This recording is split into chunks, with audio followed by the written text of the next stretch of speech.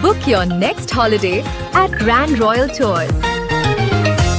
i5 Housing and Properties. தேடுறதை விடுங்க, தேர்வு செய்யலாம் வாங்க. Call 9962 557 557. ஸ்மார்ட்டான கிளீனிங் டிரானுடன் ஆரம்பம். தமிழ்நாட்டுக்கே இந்த பெண் பெருமை சேர்த்திருக்காங்க. மாநில அளவிலான துப்பாக்கி சுடுதல் போட்டியில் பதக்கம் வென்ற செல்வி ஹலிஷா மெய்சிலிருந்து போய் பாராட்டின விஜய் வசந்த் எம்பி. மாநில அளவிலான துப்பாக்கி சுடும் போட்டி நடந்திருக்கு. அதுல கன்னியாகுமரி மாவட்டத்தை சேர்ந்த ஹெலிஷா பாலா அப்படின்றவங்க 4 தங்க பதக்கங்களை ஜெயிச்சிருக்காங்க. இதனால மெய்சிலிருந்து போன விஜய் வசந்த் எம்பி தன்னுடைய வாழ்த்துக்களையும் தெரிவிச்சிருக்காரு. முக்கியமா தேசிய சர்வதேச அளவிலையும் நீங்க பல வெற்றிகளை குவிக்கணும் அப்படின்னு நான் வாழ்த்துறேன் அப்படின்னு சொல்லியிருக்காரு விஜய் வசந்த் எம்பி. இந்த இதுவே ரெக்கக்னைஸ் பண்ணியிருக்காங்கன்னா அது வந்து நேரில் பெரிய விஷயம் தான் சொல்லுவேன். இப்போ தந்தையோட மறைவுக்கு பிறகு அந்த டைம் பேசினாங்க. ஸோ அந்த குடும்பத்துக்கு தான் நாங்கள் வந்து சில விஷயங்கள் பண்ண வேண்டியது இருக்குங்கிற மாதிரி காங்கிரஸ் சில தலைவர்கள் பேசினாங்க. ஸோ எளிமையாக நடந்துருச்சு அவங்களுக்கு இந்த சீட் வந்தது. இல்லை அப்படின்னு நம்ம சொல்ல முடியாது. ஏன்னா வந்து அதாவது அப்பாவோடைய தொண்டு காங்கிரஸ் கட்சிக்கு பார்த்திங்கன்னா வந்து ஈடு கொடுக்க முடியாத ஒரு தொண்டு.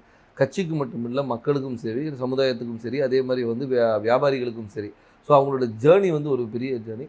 அவங்களுடைய கனவு ஃபுல்ஃபில் ஆனது 2019 ஒரு எம்பி ஆகி அவங்களுடைய அந்த டேர்மை முடிக்க முடியாமல் அவங்க வந்து கொரோனாவால் பாதிக்கப்பட்டு இறந்துட்டாங்க.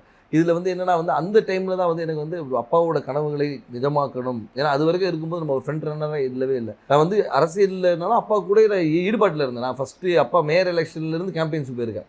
அப்போ காலேஜ் ஸ்டூடெண்ட் நான். ஸோ அந்த மாதிரி நம்ம பிஹைண்ட் இதில் அப்பா இப்படி பண்ணலாம்ப்பா அப்படி பண்ணலாம்ப்பான்னு கன்னியாகுமரி வரும்போது நாங்கள் ரொம்ப இன்வால்வாக இருந்தோம். ஃபார் எக்ஸாம்பிள் பார்த்தீங்கன்னா வந்து நோவல் டாட்டா அவர்களை பார்த்து வந்து டிசிஎஸை கொண்டு வரணும்னு கேட்டோம். அதே மாதிரி ஒரு ஜப்பான் நிறுவனத்தோட வந்து கடல் சீற்றத்தை எப்படி பண்ணலாம்னு பேசணும்.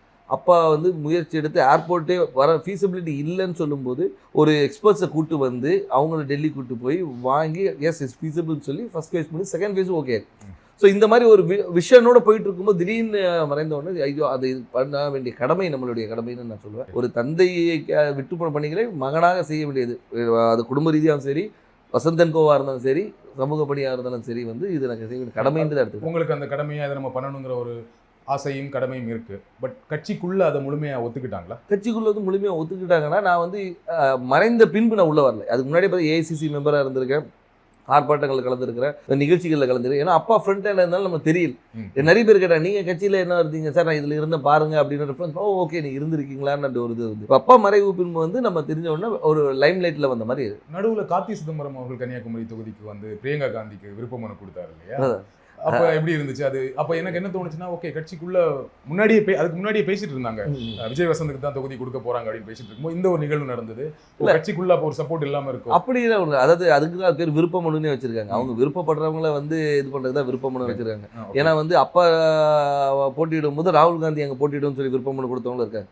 ஸோ அதனால அந்த விருப்பத்தை வந்து ஒரு அகில இந்திய தலைவர் நம்ம தொகுதியில் கன்னியாகுமரி வந்து காங்கிரஸோட கோட்டையாக இருந்த ஒரு இது, காமராஜர், குமரி அனந்தன் இவங்கெல்லாம் வெற்றி பெற்ற ஒரு இது, டென்னிஸ் எல்லாருமே வெற்றி பெற்ற ஒரு காங்கிரஸோட இதாக இருந்தனால அந்த ஒரு பலம் இருக்கிறதுனால வந்து பண்ணால் நல்லா இருக்கும்ன்ற ஒரு இது. இப்போ சீட் கொடுத்தாச்சு, எந்த அளவுக்கு நம்பிக்கையா இருக்கீங்க? ரொம்ப நம்பிக்கையா இருக்கு. மக்கள் என்ன ரெஸ்பான்ஸ் சொல்றாங்க? மக்கள் ரெஸ்பான்ஸ் ரொம்ப நல்லா இருக்கு, ரொம்ப நல்லா இருக்கு. அதே மாதிரி என்னன்னா வந்து ஆதரவும், அதாவது வந்து முதற்கண் வந்து கட்சியோடைய ஸ்ட்ரென்த்தும் இந்த எங்களுடைய கூட்டணியோடைய பலமும், அதுபோல் அப்பா விட்டு சென்ற பணிகளும், அதுபோல் ராகுல் காந்தி அவர்களுடைய வருகை, அது வந்து அந்த கரெக்டாக அந்த மார்ச் 1 வந்தது வந்து ஒரு பெரிய எழுச்சியை கொடுத்தது. எங்கள் தொண்டர்கள் மத்தியிலும் சரி, பொதுமக்கள் மத்தியிலும் ஓகே நம்ம ஊர் வந்திருக்காங்க, அவர் பண்ண அதாவது ஒரு தலைவராக வராமல் ஒரு தொண்டனாகவும் சராசரி மனிதனாக வந்தார். இப்போ நீங்கள் வந்து எல்லா தலைவரும் வராங்க, மீட்டிங் போடுறாங்க. அப்படி இல்லாமல் ரோட்டில் ஒரு டீ கடையில் நின்று ஒரு பையனை கூப்பிட்டு பேசி அவங்ககிட்ட ரன்னிங் இன்ட்ரெஸ்ட் இல்லைன்னா ஷூஸ் இருக்கா, இல்லைன்னா ஷூஸ் வாங்கி கொடுத்து அனுப்புகிறேன்.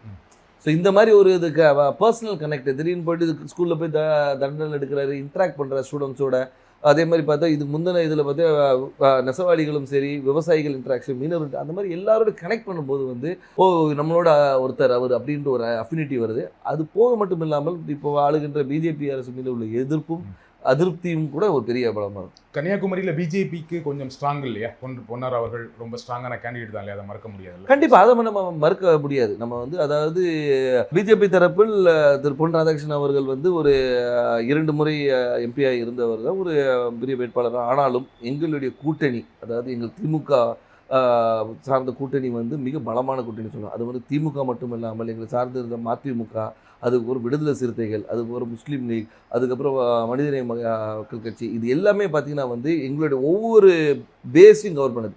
அதாவது ஒரு முஸ்லீம்ஸ் கவர் பண்ணுறது, திமுகவோட ஸ்ட்ராங் ஹோல்டு, மதிமுகவோட ஸ்ட்ராங் ஹோல்டு, அந்த மாதிரி வந்து எல்லா பாக்கெட்டும் கவர் பண்ணி எங்களோட ஸ்ட்ரென்த்தை வந்து நான் இன்னும் மொபிலைஸ் பண்ணி வச்சுருக்கோம். ஸோ இப்போ பார்த்தீங்கன்னா வந்து இது வந்து எங்களோட ஷுவர் ஷாட் விக்ட்ரின்னு சொல்லணும். ஸோ உங்கள் கூட்டணியோட ரொம்ப ஸ்ட்ராங்காக இருக்குது, அந்த கூட்டணியை ஒரு பெரிய வெற்றி தேடித்தரும்னு சொல்கிறீங்க. கண்டிப்பாக திரு வசந்தகுமார் அவர்களுக்கு கன்னியாகுமரி தொகுதி மக்கள் வாக்களித்தாங்க. ஏன் விஜய் வசந்த் அவர்களுக்கு வாக்களிக்கணும்? ஏன் உங்களுக்கு வாக்களிக்கணும்?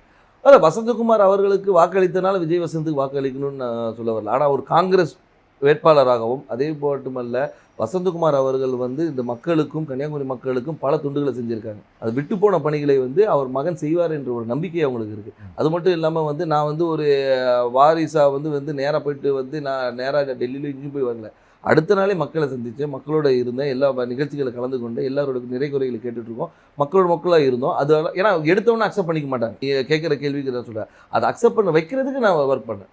ஸோ அதனால் வந்து அப்பாவுடைய இடத்தை வந்து மகன் வந்து நிரப்பார் என்ற நம்பிக்கையை அவங்களுக்கு கொடுத்தேன். அந்த நம்பிக்கையை வந்து எல்லார் மேலேயும் பெருசாகவே இருக்குது. அதனால் வெற்றி வாய்ப்பு ரொம்ப நல்லது. குமரி மாவட்டத்தில் வரீங்க, ரொம்ப படித்த மாவட்டம், ஆனால் அங்கே நிறைய பிரச்சனைகளும் இருக்குது. அதை கரெக்டாக ஐடென்டிஃபை பண்ணியிருக்கீங்களா? என்னென்ன திட்டங்கள் வச்சுருக்கீங்க? கண்டிப்பாக. அதாவது வந்து நீங்கள் கன்னியாகுமரியை பொறுத்த வரைக்கும் பார்த்தீங்கன்னா வந்து இந்த மிக்ஸ் ஆஃப் ஆல்னு சொல்லலாம். அதாவது கடல் இருக்குது, மலை இருக்குது, எல்லாமே இருக்குது. அதனால் வந்து மக்களுடைய தேவைகளும் அவங்களுடைய இதுவும் நிறைய வேறுபாடுகள் இருக்குது. ஒரு பாக்கெட்டையும் நாங்கள் அனலைஸ் பண்ணி வச்சுருக்கோம். அதாவது இந்த மக்களுக்கு இது தேவை, இவங்களுக்கு இது தேவையில்லைன்ற அளவுக்கு அனலைஸ் பண்ணி வச்சுருக்கோம். மக்களுக்கு விரோதமான எந்த ஒரு சட்டத்தையும் கொண்டு வரக்கூடாது என்ற ஒரு முடிவும், மக்களுக்கு எப்போவுமே நன்மை கொடுக்கணுன்ற ஒரு சட்டத்தை கொண்டு வரணும். அவங்க மக்களுடைய வாழ்வாதாரத்தை உயர்த்துகிற அளவுக்கு என்ன செய்யணுமோ அந்த திட்டங்களை கொண்டு வந்து. எனக்கு தெரிஞ்ச வரைக்கும் குமரி மாவட்டத்தில் வாழ்வாதாரம் ஓரளவுக்கு நல்ல வாழ்வாதாரம் இருக்கும், எல்லாமே படித்தவங்களாக இருப்பாங்க, வேலையில் இருப்பாங்க. ஆனால் என்னென்னா அங்கே என்ன வேலை கிடைக்குன்னா, ஒன்று படித்து முடித்தா டீச்சர், பெண்களாக இருந்தால் நர்ஸு, அப்படி இல்லைன்னா இப்போ ஒரு சமீப 10 வருடங்களாக சாஃப்ட்வேர் இன்ஜினியர் நிறைய பேர் வந்து சென்னையில் வேலை பார்க்குறாங்க, ஃபாரின் போவாங்க, கப்பல் போவாங்க, இந்த மாதிரி வேலை செய்வாங்களே தவிர மாவட்டத்துக்குள்ள வேற என்ன வேலை வாய்ப்புனா எதுவுமே பெருசாக கிடையாது. ஃபேக்ட்ரிஸ் கிடையாது, சாஃப்ட்வேர் கம்பெனிஸ் கிடையாது. அப்போ அதற்கான திட்டங்கள் என்ன?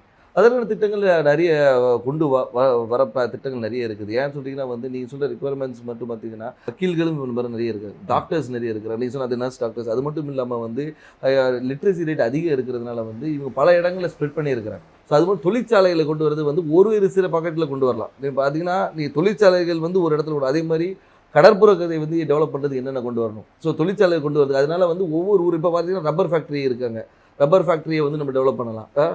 ஸோ வந்து அது மாதிரி தொழிற்சாலை நிறைய இருக்குது. அதே மாதிரி வேலைவாய்ப்பு திட்டங்களும் நிறைய கொண்டு வரலாம். நம்ம என்னென்னா நம்ம மக்கள் என்னென்னா இங்கே இருக்கிற மக்கள் எல்லாமே பாதி பேர் வெளியே தான் இருக்கிறாங்க. இப்போ இந்த கொரோனால தான் நமக்கு தெரிஞ்சு பாதி பேர் ஊரில் இருக்கும். இவ்வளோ பேர் வந்து நம்ம ஊரை சார்ந்தவங்க இந்த தமிழ்நாடு முழுக்க இருக்காங்க தெரியுது. i5 housing and properties. தேடுறதை விடுங்க, தேர்வு செய்யலாம் வாங்க.